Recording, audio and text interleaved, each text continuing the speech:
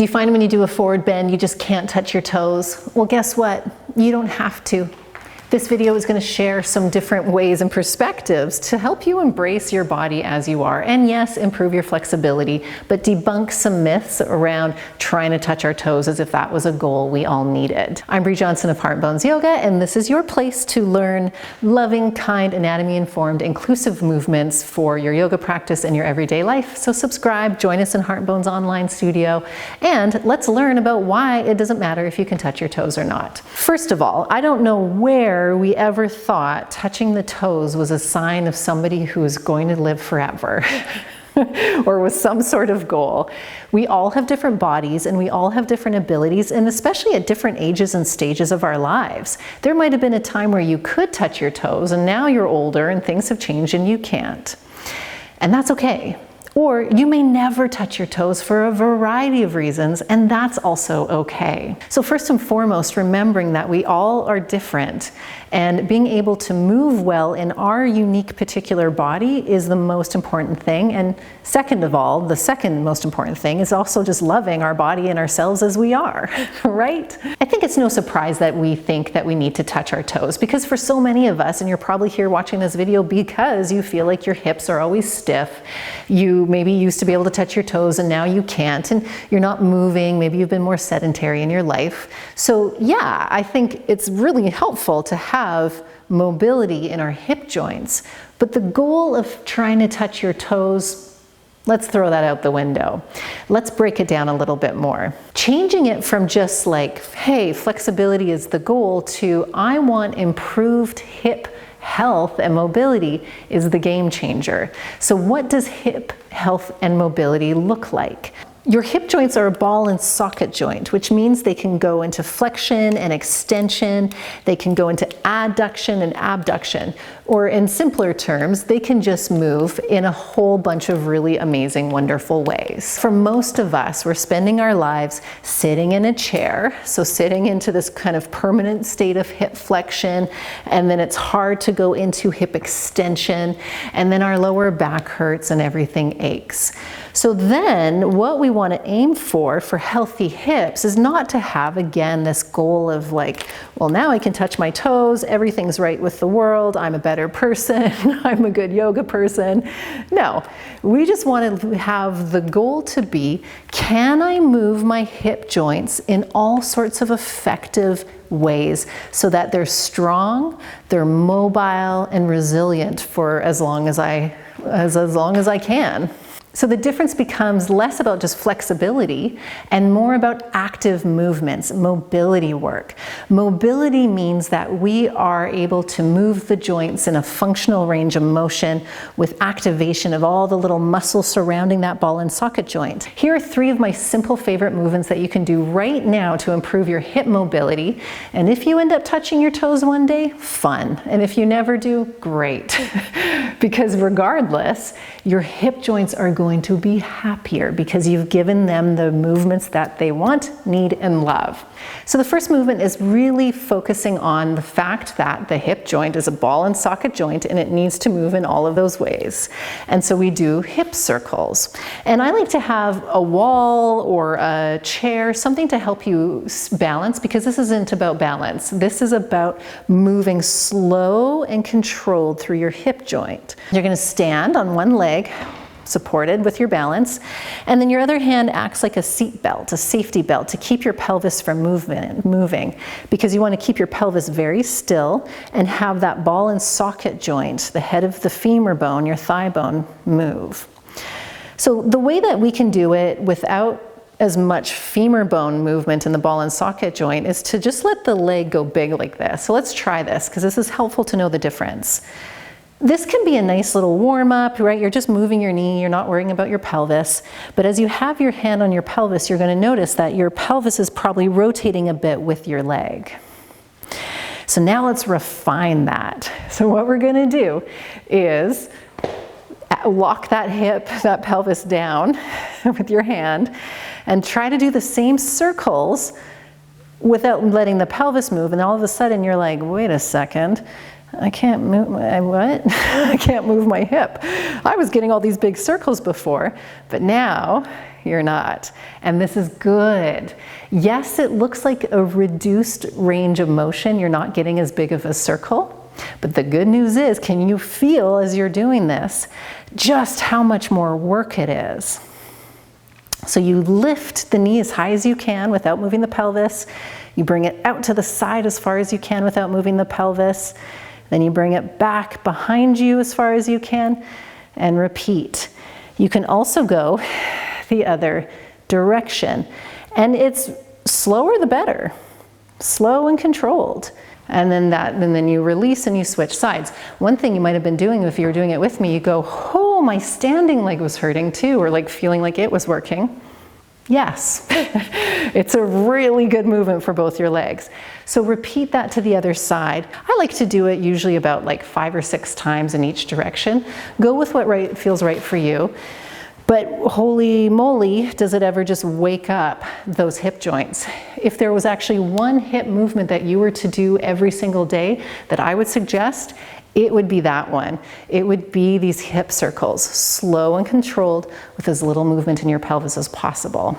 Now, the second movement to help improve the hip mobility is to actually really make sure you know how to hip hinge.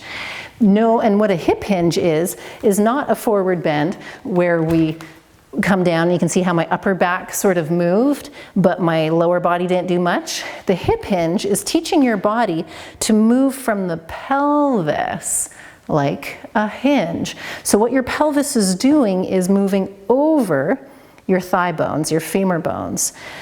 Easier said than done. So I'm going to help you get that movement and have it really make sense, because what we were doing in this one, circling, was teaching the femur bone to move, improving movement in the hip joint. And now we're moving the pelvis over the femur bone, helping to improve movement in the hip joint in a different way. So I like to have the chair here actually still. And then we're, about this far apart. You can even walk back maybe a little bit. And then having your knees slightly bent, I know I have kind of baggy pants on, but my knees are slightly bent. And then stick your butt back. And then come up. And then bend the knee slightly and stick your butt back. Now here's something that might help make a little more sense. Now imagine you are holding a whole bunch of groceries, or you're holding something heavy in your hands. And then you need to just like close the door of your car behind you. So instead of kicking it with your leg, in this imaginary world, we're going to boop the butt back. Hopefully a little boop help makes sense, right? You're kind of reaching back to close the car door, like boop. So you can have, of course, the hand onto the support or the hand onto your pelvis, but just noticing that it's like your butt is just going back. I hope the sound effect is the thing that changes it for you, right? Now I know the hip hinge, because now we got a sound effect for it. So I hope that makes a little more sense. Let's try one more thing to make sure that's really in your body. Sometimes I like to have my hands super like chop hands like this, and then we right into that hip crease. So if you were sitting, you know how you can see the pants are creasing? Right at that hip crease, and then let's combine the little boop, like the butt back boop thing, and then the hands at the hip crease. Knees just a little bit bent, and then kind of chop. You can do a little chop. I had a sound effect with that one too, so feel free to do that with me, like a little boop. Because if we can't be playful, then we're not really learning, are we? Right? You'll remember this now. So play with that little bit of that butt back, like you're trying to go or maybe sit in a chair, or you're trying to close a door with your butt, and then you're folding over your hands. Just because you get a hip hinge doesn't mean now all of a sudden, like magic, you are going to touch your toes, because then you got to work on some hamstring mobility, of course. That comes in time, and again, improving the hamstring mobility, hip joint movement, and hip hinge will all be lovely, but they don't necessarily mean they're going to get you to your toes in the end, and that's okay. One movement done 2 different ways to help get the hamstrings and the adductors a little bit more awake, and then we would have gone mostly all around our thighs here. So I like to do a hamstring stretch on a chair like this. You can do it on a lower stool tool as well if you find that this is still too high. This is where you can incorporate your hip hinge now. You're going to gently press your heel into the seat of the chair.